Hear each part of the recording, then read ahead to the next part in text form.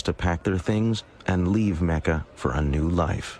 It was a dangerous undertaking, but the Muslims were willing to take their chances. Muhammad and his closest disciples stayed behind until most of his followers had left Mecca. Quraysh leaders soon realized that once Muhammad left, he would be beyond their control and would become a leader of their rivals and possible enemies. The choice was made. Muhammad must die before he reached the new land. So that no one clan would have to bear responsibility, it was decided that one member of each would plunge a sword into Muhammad at the same time. The men frantically searched Mecca, but Muhammad had been warned of the threat and had made his escape. The following morning, horsemen pursued Muhammad and at last followed his trail to the entrance of a cave. Muhammad and a disciple were hiding inside. But Muslim tradition says the Quraysh assassins found a pigeon nesting at the cave's mouth and the entrance covered with a spider web. The Quraysh concluded no one could be inside. Allah had protected his prophet. The flight from Mecca in 622 is known to Muslims as the Hijrah. No event has greater importance in the culture of Islam. It became the start of the Muslim calendar. It was because it was the start of the establishment of the Muslim community. So that unlike the Gregorian calendar that starts with the birth date of Christ, the Muslim calendar, or the Islamic calendar, which is based on the lunar calendar, is one that is based on this concept of community.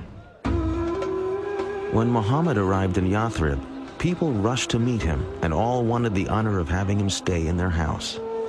Instead, Muhammad allowed his favorite camel, Qaswa, to wander unguided through the town. When at last Qaswa stopped and fell to her knees, Muhammad declared that was the spot where he would live. He ordered work to begin on a house and the first mosque.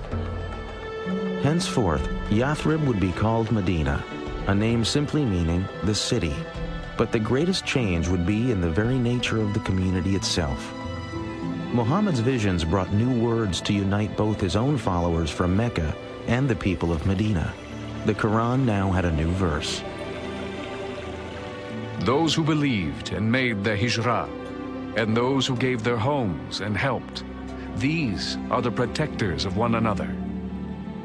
What he began to create in Medina was something that was absolutely unheard of and novel in Arabia. It was a community bound together by an ideal, by a shared ideology, by a shared religion, not by blood. He was creating, as it were, a super tribe where people were not related to one another, but they were related to one another in faith and by agreement. If you think about 7th century Arabia being based on tribal kinship, the idea of a community based on a faith that anyone could join, slave, woman, man, rich, poor, dark, light, was revolutionary, and of course, very menacing for some. To further unite the Muslim peoples, Muhammad ended his mourning for Khadija and began to take new wives. In all, he would marry 11 women from many different tribes and clans. About 7 months after the Muslims arrived in Medina, the first mosque was completed. It contained a large courtyard for saying prayers. Several methods were considered for calling Muslims to prayer. A ram's horn, like the Jews, a bell, like the Christians. Finally, it was decided that only a human voice was needed to proclaim the call to prayer that Muhammad taught his people. A young man was selected to make the call, and for the first time, Muslims heard the words that still echo from mosques around the world, beckoning all to come to God. Allahu Akbar, Allahu Akbar. I bear witness that there is no God but Allah. I bear witness that Muhammad is the apostle of God. Come to prayer. Come to prayer. Muhammad had believed he was calling the faithful back to a religion Arabs shared with Judaism and Christianity. But following Allah's orders, the Prophet now set out to create a new identity for the Islamic community that would separate it from the older forms of monotheism.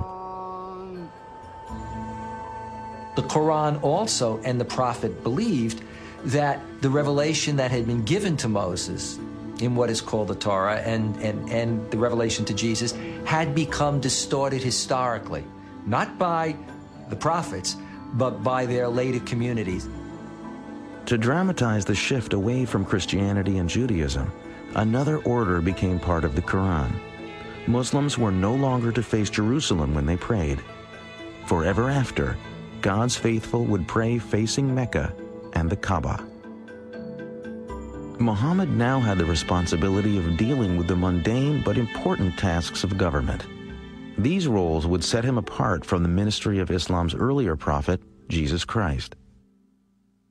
There is an immense contrast between Jesus and Muhammad, largely stemming from the fact that, unlike Muhammad, Jesus was never head of state.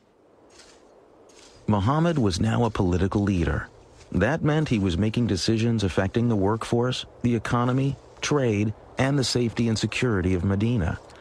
To protect the struggling young community, Muhammad knew the basic politics of Arabia would need to change, and that meant the threat of the Quraysh would have to be met.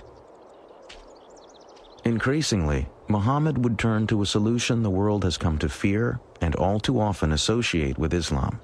He would turn to armed conflict.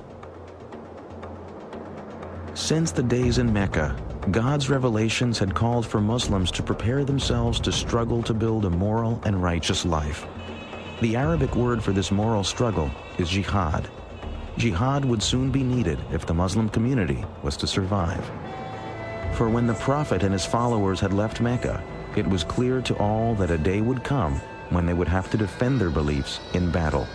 Now that day was fast approaching.